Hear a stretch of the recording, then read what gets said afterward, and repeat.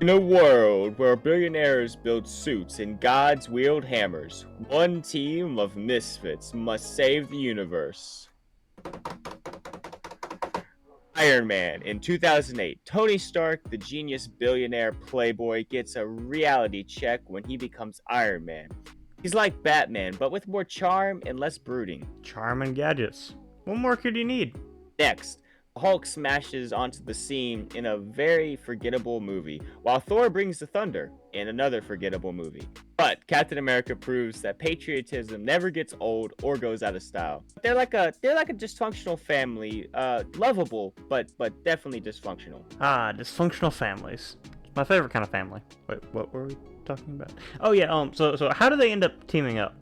Yes. The magical moment happens in The Avengers. Loki, the god of mischief, tries to take over the Earth, and Nick Fury, the cool S.H.I.E.L.D. director, decides it's time to assemble this ragtag group of heroes that he calls the Avengers. The Avengers? Okay, what exactly are they avenging?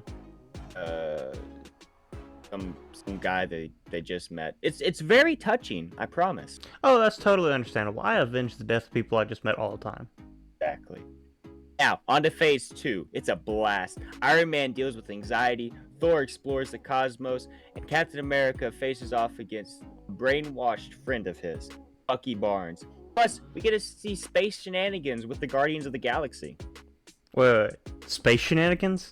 Sign me up. I've been waiting for more kinds of shenanigans. I mean, I've already got, earthly shenanigans and all this kind of stuff, but, space shenanigans, I don't have that. Moving on to phase 3. Get ready for superhero showdown. Civil War divides our heroes. Doctor Strange shows us the mystical side of the universe. Black Panther becomes the king of Wakanda, and Spider-Man swings right on over from Sony.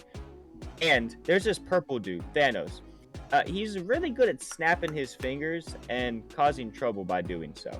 Purple snap guy? Is he like a grape with an attitude problem? Is this related to the Grapes of Wrath? Anyway, how do they end up dealing with them?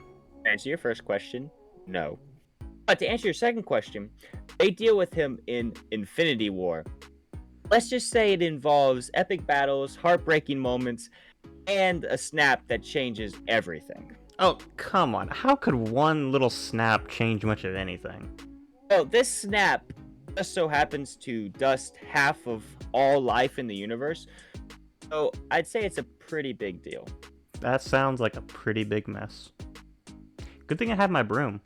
Anyways, Endgame brings the Avengers back together for a time-traveling, universe-saving extravaganza, where everything is put back to normal just like it was in the beginning, no consequences whatsoever. Don't overthink it. Wait. None? No, it's not. Really? No consequences whatsoever? Okay, fine. It's been 5 years since the snap, so people have moved on. Plus, Vision is still dead, Black Widow dies, Gamora dies, and Iron Man dies. Also, Cap goes back in time and lives out the rest of his life with Peggy. Oh. You happy? So, for anyone who has stuck around, to the end of this this video, check out our podcast, which will come out on Monday. And in said podcast, we will talk and dive more into the MCU. We'll also dive in past Infinity War and Endgame, which is all that we recapped in this. That was all I really cared to talk about. That's the best part of the MCU. Everything else has kind of just gone downhill. But that will be what we will be discussing in the podcast. And check it out and see what you think of it. Check out our other videos because we have a lot more of that on the channel. So a lot more good content. David, what else do you have to say?